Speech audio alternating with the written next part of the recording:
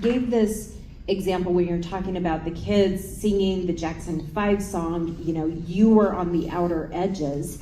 How do we take that first step into where we're not belonging, but into the outer edge and become allies for problems that maybe we don't feel like we're empowered enough to start addressing and fighting for? Well, maybe a first step is a series of small first steps. Where it's very hard. As an old man, I understand how cemented I am in my opinions. If you were to tell me there's no such thing as global climate change, I'm just never going to see it your way. If someone I'm trying to convince that there is global climate change as a fact, he's probably not going to see it my way because he's also an old guy too, and we stand firm. And so I think there are some people who are non-negotiable, and so I would not waste time dealing with old codgers like me, telling them to come and see it my way, because in 2 election cycles we're toddling off the coil anyway. And this is why I like the idea of music and art to culturalize young people, because you can still get them. And so I think in the last several years, when you see like the homecoming queen at a high school is a guy, like that never would have happened at my school in 1979 when I graduated, but it can happen now. So things are changing. And I think there's some people at the top who want to keep us divided because it's very profitable. It keeps the prisons full, it keeps the battlefields full, it keeps you buying guns, home security systems, and you can point at someone else and go, that's the problem.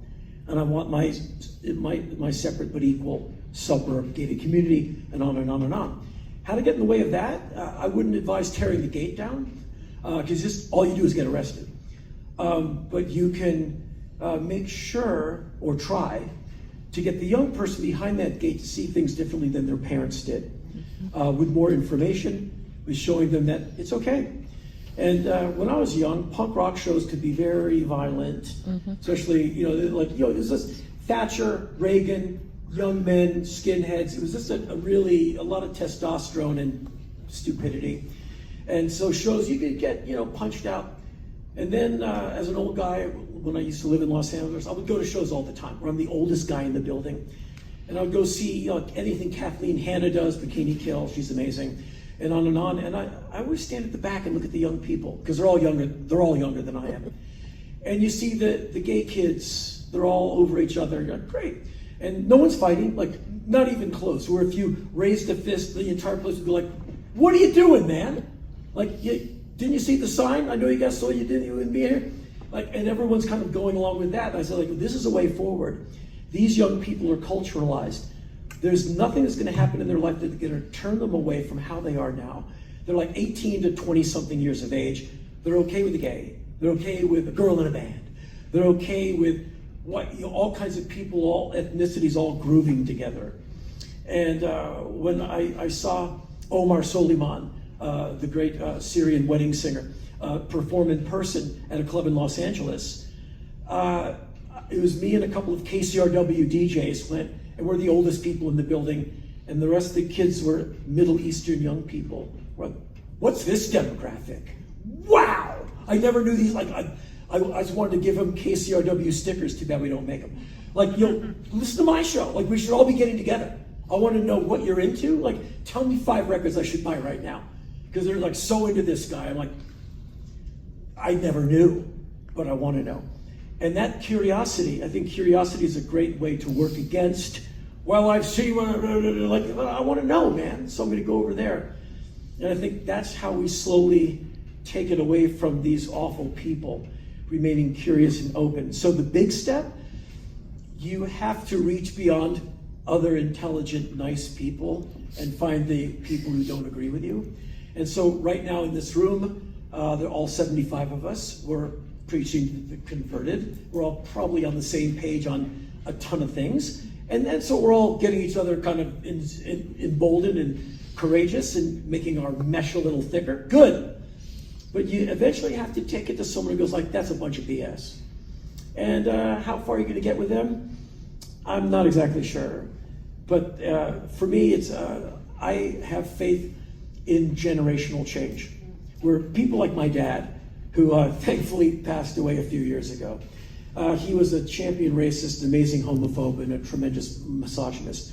And, old thinking, World War II era guy. And he took it all with him. His son is nothing like him.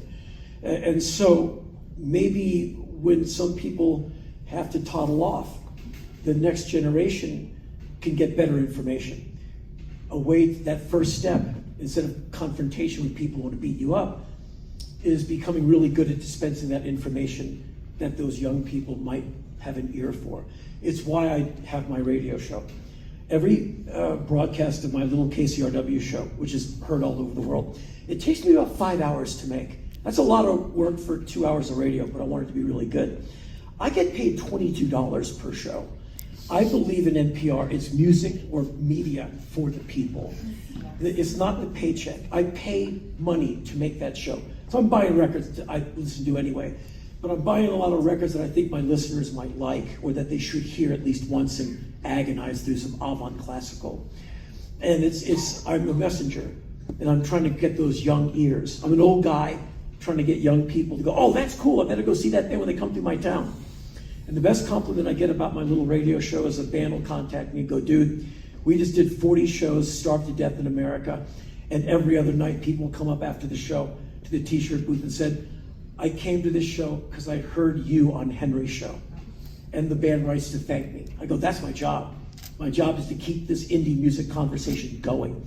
And that's my tiny little steps that inform the big step that we all take together.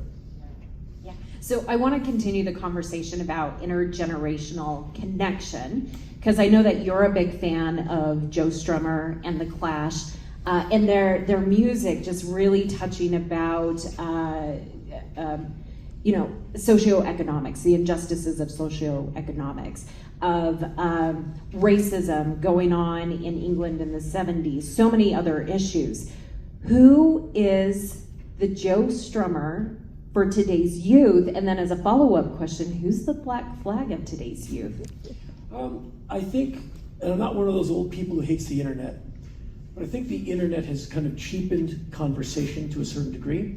It has monetized conversation to a certain degree. It has turned a lot of people into voyeurs. Like YouTube, you can watch people getting humiliated. Like, here's how the pretty girl falls on her face in the mud. Like, hooray. Like, it's just awful what you can see and how much time you can burn when you should be reading or listening to music. You can watch some person fall on his face 80 different ways. I think in that way, the force of a Joe Strummer is diluted, where there's not necessarily a Joe Strummer, but maybe there's a bunch of Joe Strummers.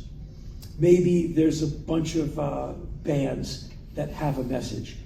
Or there's a festival, a yearly thing, like Lollapalooza is now like a 2-day thing. It happens in one location every year. So I don't know if there's a single person. When I was young, Joe Strummer was certainly a guy I paid a lot of attention to, met him several times, and he wore it well. He was a really charismatic, you would not be let down by meeting him. He was great. For me, another one of those people who really made people shut up and think for a minute was Ian MacKaye. And in my peer group, he was the first person I was aware of my age group who had his own opinion. Like, me and all my other dumb friends, we're all going to go run and bash our heads against the wall, except for Ian. Like, how come you're not coming with us? Because you're going to hit your head against the wall. Why would I do that? Well, because you're stupid. He's like, oh, I'm stupid? And by next summer, what are we doing today? We're going to go over to Ian's house, and he's going to tell us what we're doing today. He became the de facto leader. And then with Minor Threat and Discord Records, a lot of people listened to him. Because he said, like, why are you drinking? Why are you doing that? Like, why are you passing out in a pool of your own vomit? We're up here, the music's playing. What are you doing? And I can't think of a single person who's spearheading that. There's that wonderful Scandinavian young woman, the girl, who's sticking up for global climate change, and all those right-wing guys would make fun of her. Like, she just kicked your ass, basically. But she's far away, and she is very pointed in her agenda, she's very necessary. But I can't think of a single Joe Strummer or Ian MacKaye type in 2025. And as far as a black flag. And that band lyrically was pushing against things in the somewhat political, like police oppression. But it also dealt with a lot of personal issues: depression, inadequacy, anger, not feeling right. And the great Woody Guthrie once said, and he uses the word hate very carefully, he said, I hate songs that put you down. I hate songs that make you feel like you're not worthy, that you have nothing, that you're a bad person. I love songs that make you feel good, that make you feel worthwhile, that make you want to do something.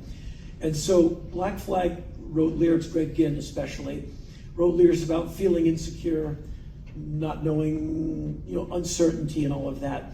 And that was the issues we tackled, that self-doubt, that more of that inner game that the young mind plays. And I think there's a single band that is necessarily a Black Flag. I just think there's a lot of bands with very brave lyrics who are going after everything from police oppression to trans issues, to gay issues, to sexual violence and assault issues. There's a great song called Knifey. Amyl Nitrate, the singer, or the band. Amyl and the Sniffers, Australian band, the woman, she's unstoppable, the singer. She wrote a song called Knifey. She goes, I want to walk through the park on my way home because it's shorter getting off of work than going around, but I can't because you're there waiting for me with your knife. I want to do this, but I can't. And she uses she's Australian, so the curse words fly.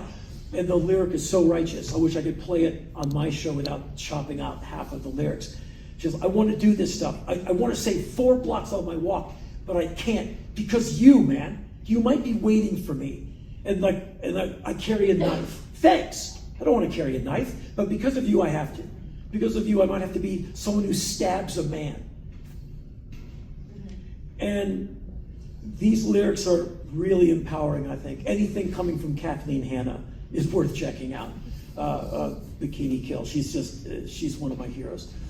And so I think there's a lot of people like her and a lot of bands addressing these issues.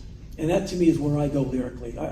The overtly political, like, well, let's take down Parliament, it leaves me cold as a lyric. I want to hear more about, I'm more on the Ian Curtis side of things. Joy Division. So I think you will find your answer in any number of bands. You'll find your answer by listening to my radio show. But as far as a single Joe Strummer or a single Black Flag, I think in those days there were this many independent bands, and now there's this many. And the ways to hear them, Bandcamp, some algorithm, some free platform, you're not exactly spoiled for choice, but you have a lot of choices. Where when I was young, being in Black Flag, vanilla, chocolate, strawberry, salt, pepper, there's like 5 choices, and you have to hack through to get to the gig with a machete because there's no road there yet. And now it's like 4-lane Starbucks restrooms. And so there's just a lot more choices. And with that, there's a lot of chaff in with that wheat. But I'm all for lots of choices. And have good trail guides, like good radio shows, good curators who will help you sidestep a bunch of bands that are, they sound like the record collection. There's good musical curators with good radio shows who can get you to the real stuff. Or just your friends who turn you on to stuff. And that was, when Jeremy and I were talking about the different questions that we were going to ask you, that was one of the questions that we had is, where do you go to find music inspiration? And there's so much noise. I mean, social media is just throwing everything at you. How do you cut through the noise to find what is good? And you talked about it, Friends, your radio station. Trusted tour guides. Yeah, I'm going to give a shout out to KRCL, who does a phenomenal job keeping us connected to music that mainstream media doesn't play. Anything you want to add in terms of the concept of tour guides? Like, how do you find those trusted tour guides? Good recommendations by being curious and asking around. Any radio shows you like, oh man, there's this guy out of Melbourne, he's great. Okay, go online. Hey, I found him in 3 seconds. And you can listen and see if you like. It all depends on your level of curiosity. How much stuff do you want to find out? How much do you want to know?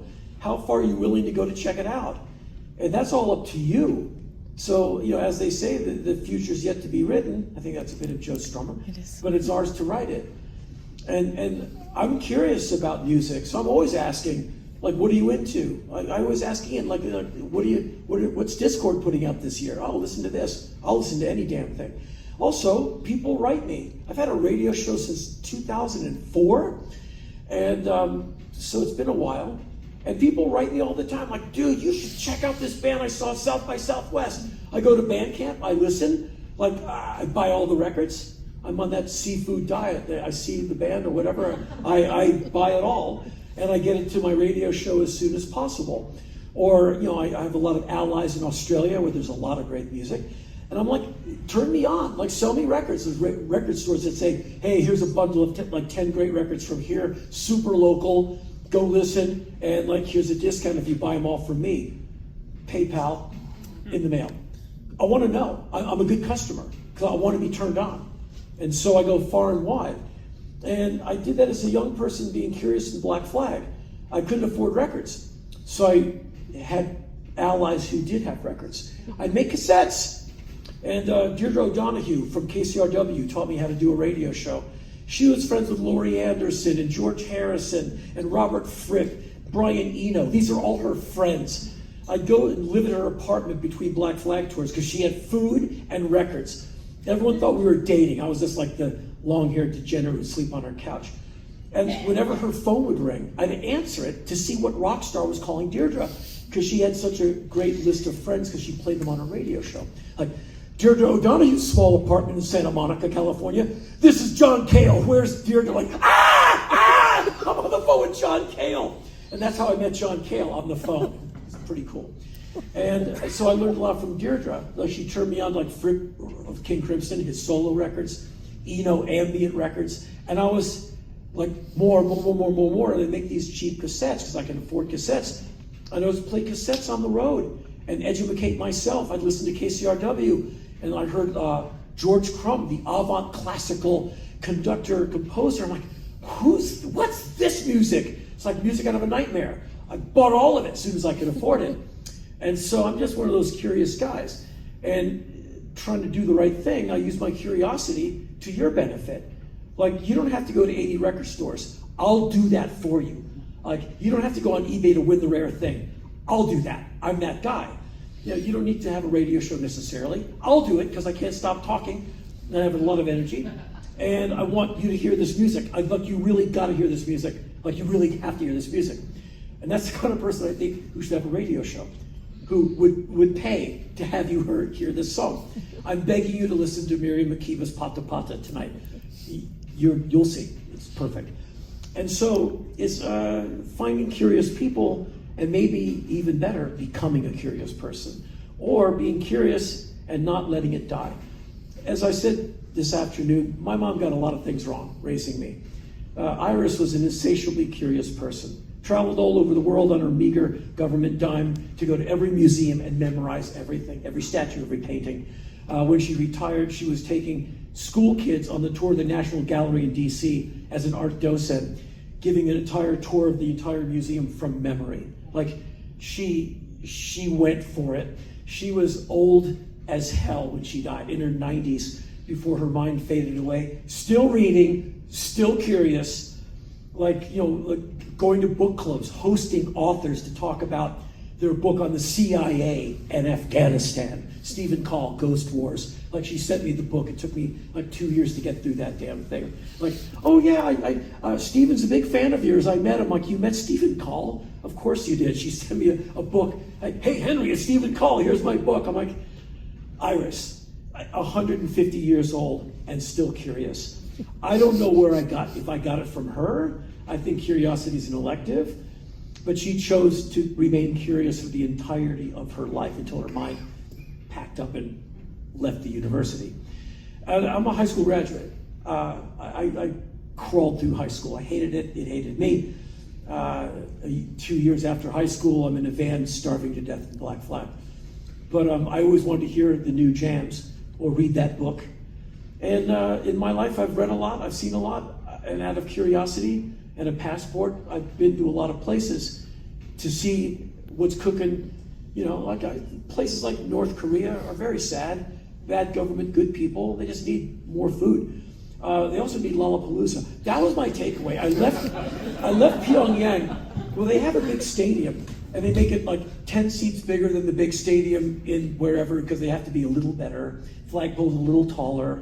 And I said, like, really? Put me on with a big guy. Like, you know, the guy in the bad suit with a weird haircut. Because, like, Perry Farrell should come here with Lollapalooza and, like, light this place up. Or let all these young people go down to Seoul, South Korea, and we'll have a music festival down there, and they can take the bus back up north. Like, all these young people need is P-Funk. Like, you know, 10 George Clintons before lunch. And, like, things would be so much better. And it wouldn't take much. Just like Road to Ruin by the Ramones, and we're on our way. And that's why governments, you know, are repressive, because they know if they got the funk, those kids would never come back, because they would gravitate. And that's why rock and roll took all those kids from all those angry parents. Little Richard, Elvis Presley went, sorry, they're ours forever. And that's how that battle was fought and won by rock and roll. Mm-hmm. And I wrote a screenplay years ago, and a bunch of rock stars, Iggy's in it, Lemmy's in it, and I wrote a line for Lemmy, who's a tank commander in this movie, in a real CGI tank. And I gave him a one-liner, and the one line is, rock and roll always wins. And there he is, like, rock and roll always wins! And we made it, get it like in a small, a medium, and a wide shot. And because it's true, rock and roll always wins. And as I said today, music is one of the ways to change things. It can be a poem. It can be a blog site where you put your innermost thoughts or your anger on there for other people to go, hell yeah, they get up a little quicker the next time. It's what we can do for each other. How you reach those who would vociferously disagree with you, I'm not sure. I don't want to get beat up. I don't want to light anything on fire, and I don't want anybody lighting me on fire. But I do want to get to that 16-year-old and say, you really, really, really need to hear Little Richard and whatever else you're listening to. But there's gold in them bar heels in the back, because those people laid it on the line to give you what you're hearing now. I don't want to ask all the questions because I know that you have questions. Jeremy, do you want to run the mic? Or do you want me to? As he's coming up, just by raise of hands, who feels like they're a musical tour guide? We're going to do a social experiment. All right. Anyone who didn't raise your hand, your job is to meet those people that raised their hands. They are now your musical tour guide.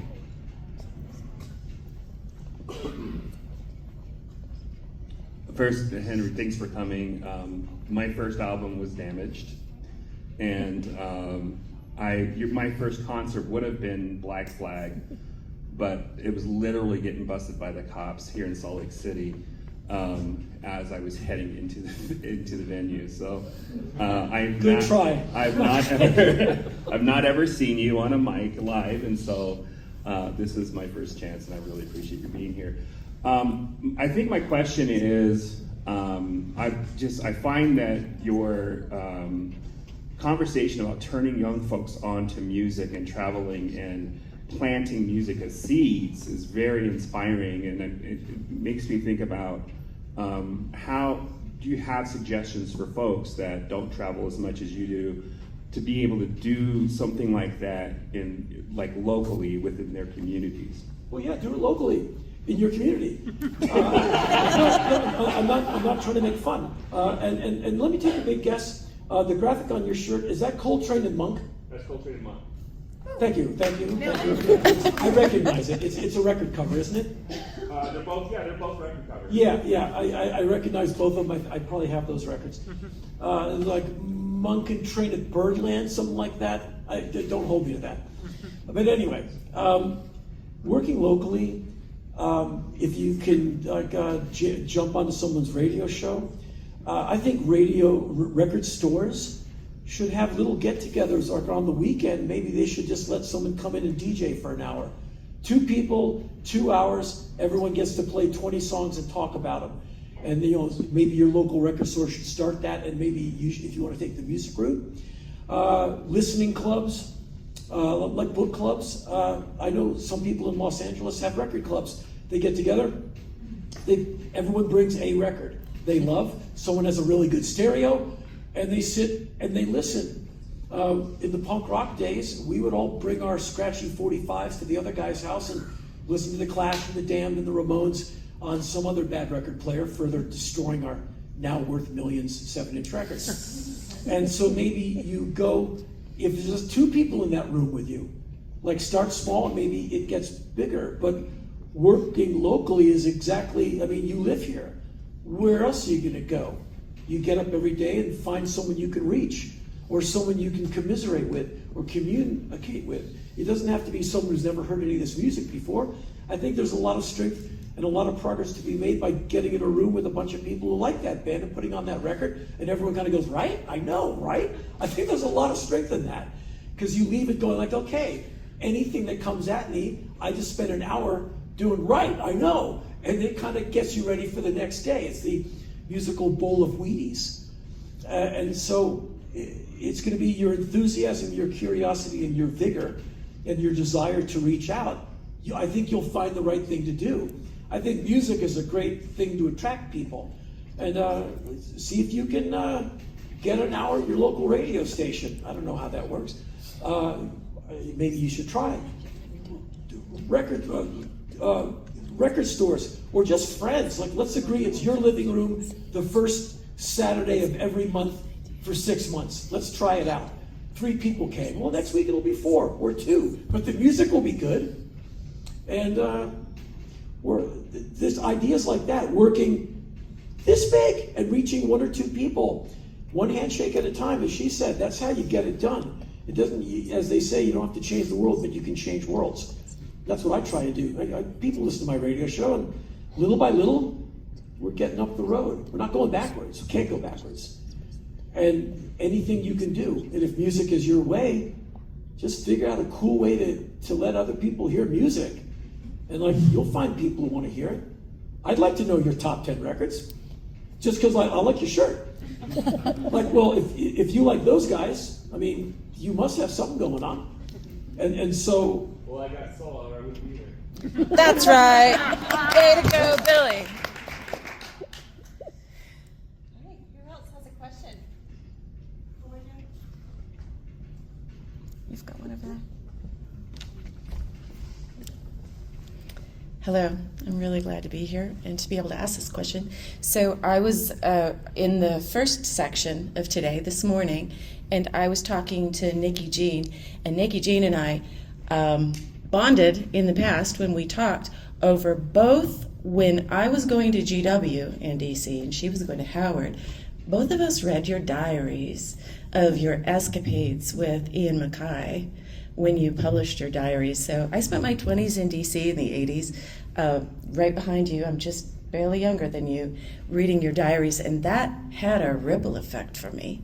And I studied music there. I worked at Folkways, and it's that ripple effect that I think I'm hearing you talk about, because we don't know who we're going to touch.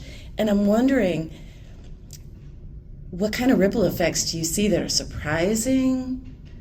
Because you're part of the line of what rippled me into where I ended up being. Well, the ripple effect, just what my opinion of that is dear Henry, thank you so much from your radio show. You got me into John Coltrane. I never thought I'd buy a jazz record, and now I have 50 of them. Right. You know, I go without food to get a jazz record, as you should. And maybe that's the ripple effect. Or like 40-some years on after Minor Threat, Ian Mackay is still putting out records, still looking for cool bands, still distributing other labels so they can get their records out. And that's what a lot of what Discord does now. It's Discord East. It's a distributor. Yeah. Because Ian's very finicky as to who he puts on his label, but he can distribute a ton of other stuff. And that's what he does. So he provides a ladder rung. He's an asset. And maybe the ripple effect is bands who want to keep their prices low at shows. I always try and have the cheapest ticket on the road of any. My manager and the agent are both, Henry, you can charge more. I go, I know I can. I know I can. I don't want to. Don't you want more money? I like money. I have bills to pay. I don't need that much. And I'm not looking to thin out somebody's wallet. I just want them to come and endure me for 2.5 hours as I talk at an alarming rate of speed. And so maybe the ripple effect is so ripply, we don't even know we're standing in it now. Yeah. Maybe there's so many bands like, well, we do it this way. Yeah, because you learned it from that band, but they learned it from Ian MacKaye. Right. Where they don't even know. There's bands that sound like something, and like they don't even know, like, dude, that's a Hendrix lick. Who's that? It's okay, it's okay, it's okay. But you should hear him too, because you're hearing the guy who gave it to the guy who gave it to the guy. And I think we're at that point where it's so many steps removed. So the ripple effect, it becomes like this timeline of effort, sacrifice, generosity, enthusiasm, and pushback. Refuse to be boring, refuse to compromise, and refuse to cave in to corporate anything, pretty much. And at this point, Ian MacKaye, and even to a slight degree myself, we can look back and go, yeah, that a little bit of a thumbprint of ours is on that. Mm-hmm. And SST Records, Black Flag's label, the Minutemen, all those great bands they put out, they kind of broke some rules and maybe inspired other independent labels. Discord Records made a whole lot of other independent labels happen. And they structure their mail order prices and everything the way Discord structures theirs. And Ian is still handing out tutorials to baby labels. Like, how do you do it, Ian? Like, don't charge them much. Make sure every band you sign has done their own self-released record before you sign them, so they understand what a pain in the ass it is to make a record, so they'll complain less when they're making one for you. And so, and that's this thing that we originated out of necessity, anger, curiosity, and youthful exuberance, energy, and ignorance. And it became codified and an asset later on. And so maybe the results, maybe it's so far widespread we don't even know. I personally wouldn't spend too much time looking for it. So I'm not looking for, like, I did that. I'm not one of those guys. Like, did you? Who cares? Who cares? Let's just, right now, let's put a record on. Just write it. And like, who cares who wrote it? Let's just get into it. Because, it's, you're 28 like I am. Like, it'll all be over by Wednesday. It goes fast, so. Yeah, thank you. Hi, I really love how you tell stories. So I appreciate all the stories that you were telling, especially because they brought me a memory when you were talking about the time that there was separate by equal in what happened in the past. I was just in St. Louis, and I was telling some people here about that. I went to St. Louis to visit my niece, and there was a tornado that hit the town. Tornadoes usually hit areas that there's no people in them, really, like out in the fields. But this time it really hit the town of St. Louis, in the south of St. Louis, which is the poorest area there. And so I was there, and I got a text from a neighbor here in Salt Lake and said, can you go volunteer on that Saturday, because there's 3 trucks that went there, and they brought all this food and hygiene kits and tents and everything. So I said, okay, I'll do that. So I was there for 6 hours. And the thing that changed the tone was that a DJ came, and he put all these speakers, and he played music. And so as we were doing there from 8 in the morning until 5 p.m., we didn't feel that we were doing anything, because we were enjoying the music. So I'm just going to say that no matter where you are, always have music. Always put music, because that kind of brings people together. And the next thing is that I was there with those people, and there was no difference between whether I was Hispanic or it was someone who was black or white, or we were all together just helping each other. And I think that's what this community and by the way, anytime there is a disaster, no matter where it is in the world, people call Utah. Believe it or not, Salt Lake City, the people here are very generous, and people know that. So I just want to be a shout out to all of you. I'm not from Salt Lake City, I was not born here, but you are known to be very generous, so I want to thank you for that. And if you write a book, I want to read it. I'm a writer. I'm a writer, and I wrote a book about getting 3 Americans out of jail from El Salvador. Wow.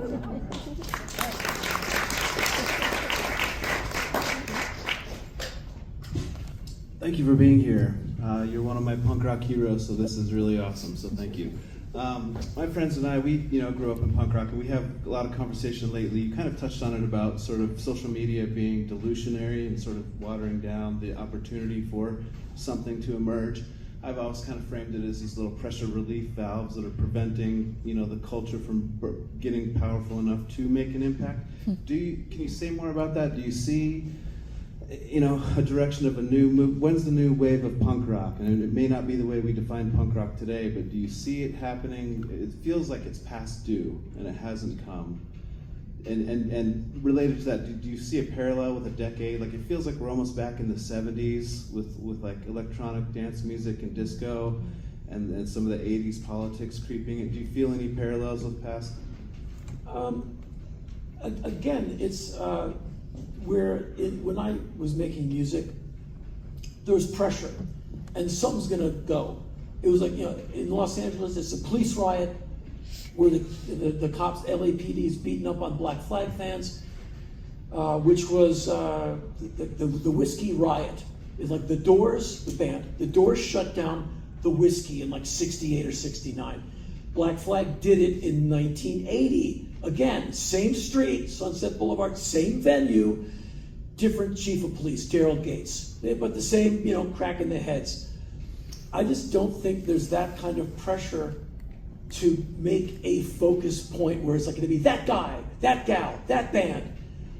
I think it's because there's like 80 million flavors, and I don't mind that because there's a lot of choices, a lot of options. But with that wheat comes a lot of chaff, a lot of the mediocre. And Frank Zappa, he did a whole gospel on the mediocre. Like, hey, rejoice, you like hockey and beer, you should be happy. Like, boring stuff appeals to you. Leave me alone. I think with so many choices, and I'm not trying to say I'm against choice, I'm not against censorship, I'm not against limitation. I just think when anyone can make a record and anyone can have a podcast and anyone can have a YouTube channel, there's just a lot of out there. When there used to be like when I grew up, like 4 channels on TV, 4, 7, 9, and 11, news, Mutual of Omaha, the Waltons, it sucked. But Saturday Night Live, there's just 4 choices. Now you can just keep turning, like I don't like any of it. I have a Netflix account, I never use it. I look at it, I was just on an airplane coming here to be here for this. There's like 100 movies on the screen. I'm like, I don't want to see anything. Like nothing? Like, no. That's a lot of flavors. I could have got a scoop of it. I just didn't go for any of it. And I think that's what we're coming into now. As far as music sounding reminiscent of the 70s, absolutely. Just because a lot of cool engineers are finding old gear. Because some of those old analog sounds, disco sounded really good for a reason. Some real rhythm sections and some real technological advancements done with kick drum sound and frequency. It gave you basically rap, dance music. It comes from disco, in my opinion. A lot of advanced electronics, which is coming from what they call krautrock or cosmic music, can Kraftwerk help give you disco, EDM, etc., etc. That's why some of that stuff is retro is no mystery to me, because the clothes look cool, the beats sounded good, and everyone could actually sing, and the drummers were really good. And so if that stuff makes a comeback, that's absolutely fine with me. Music doesn't have to be original all the time. Like, that band sounds like the Ramones. Yeah, cool. They're having fun. They're not robbing a bank. Like, I think we're winning here. And so what do you do with all that? You just have to choose wisely. You just have to have a pretty good BS barometer and just look for the good stuff. And, as I said before, have some good curators, good trail guides, smart friends. I was raised up around some really sharp people. Thurston Moore of Sonic Youth. Yeah. That guy's forgotten more about music than I'll ever know, and I work at knowing about music. His friend Byron Coley, the great music writer and music know-a-lot, those two guys are these vaults of information. They would make me tapes. Like Henry, here, Thurston made me Jazz 1, Jazz 2, and Jazz 3 many years ago. I still have Cecil Taylor, Albert Ayler, Sun Ra, later period Coltrane, which I fell in love with, Electric Miles, love at first listen, and Byron Coley. Oh, hey, he would bring records to SST. Like, here, you want this? Nico, John Cale, solo records, Frippertronics. I had good trail guides, and that's why I try to be a good trail guide and curator. Music is humankind's best invention. And many years ago, sidebar, Aaron Davis, son of Miles Davis, he called me. I kind of met him before. And he said, my dad's getting a postage stamp. And we're doing a thing. Marcus Miller, his band director, bass player, is going to be doing this big spiel. We want you to do the opening spiel for the unveiling of the stamp at the Hollywood Bowl. Would you do it? No pressure. So, of course, I went, yeah, what have I just said yes to? And so I tried to memorize all of Miles Davis's memorable sidemen. Chick Corea, John Coltrane, all these people who became something after they passed through the Miles mill. And I'm going to talk about how Miles had a great sense of judge of talent. And so Marcus Miller, the great band leader and bass player, came up to me. He's like, I'm not really a public speaker, so I'm going to go on for like a minute, and you're going to headline this. See ya! And he just basically bails. And he goes like, ladies and gentlemen, Henry Rollins. I'm like, thanks a lot. And he's like, bye. And so I'm carrying the big sack up the mountain. So I had my spiel memorized, and I said, music is humankind's greatest invention, and jazz is America's greatest export item for peace. And I see this smile in the audience. The guy has bright white teeth. Each tooth is the size of a freaking tombstone. It's like what is that thing? It's this huge smile. And there's this man smiling broadly at me. And I'm like, right.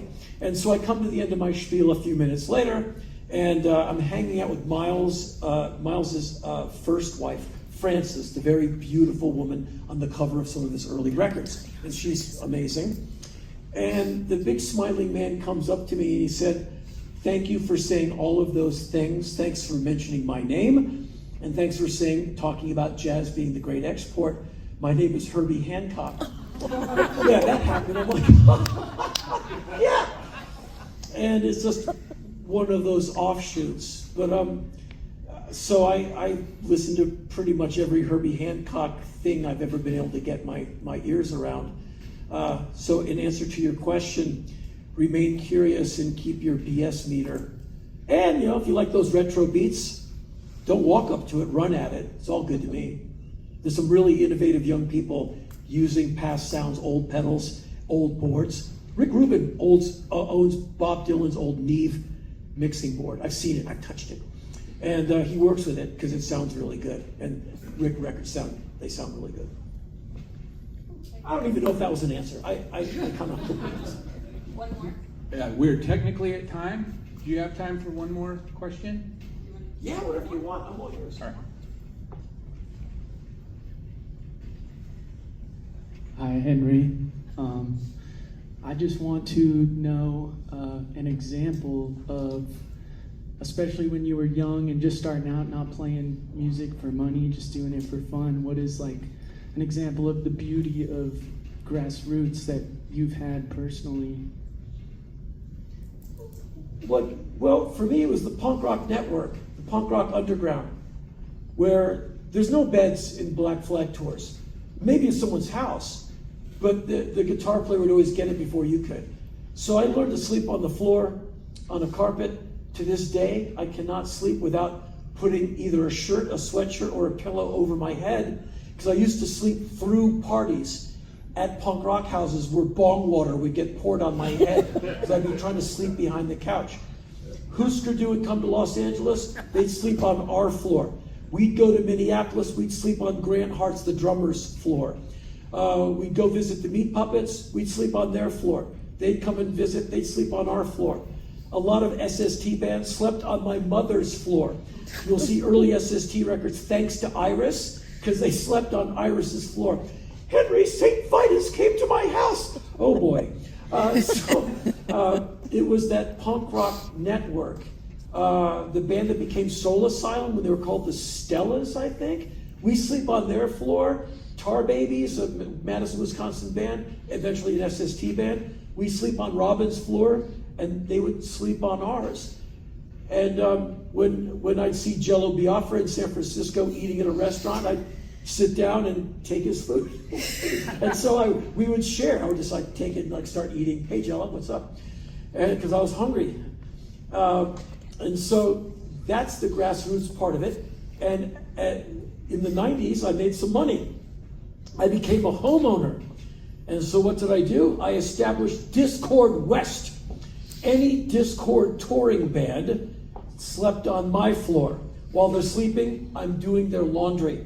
I've already gone to Trader Joe's and bought food for breakfast because I know they'll be hungry like I used to be hungry.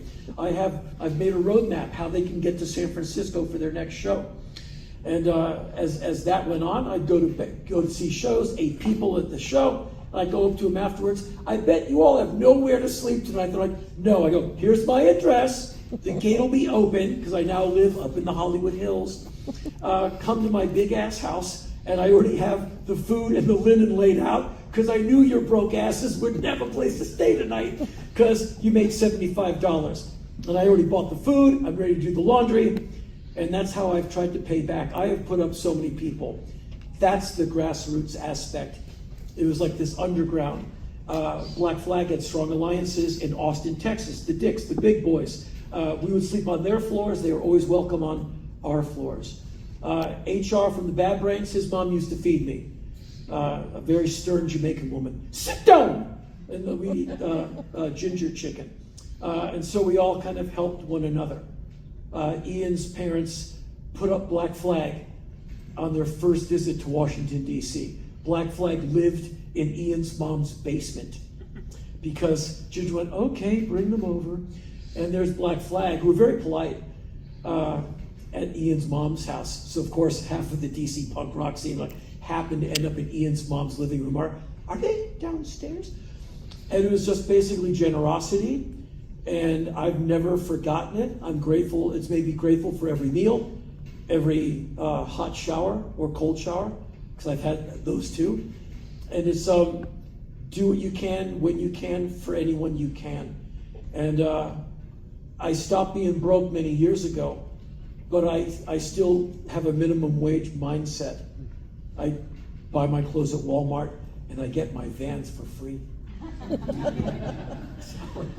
Henry, thank you so much for spending the afternoon with us.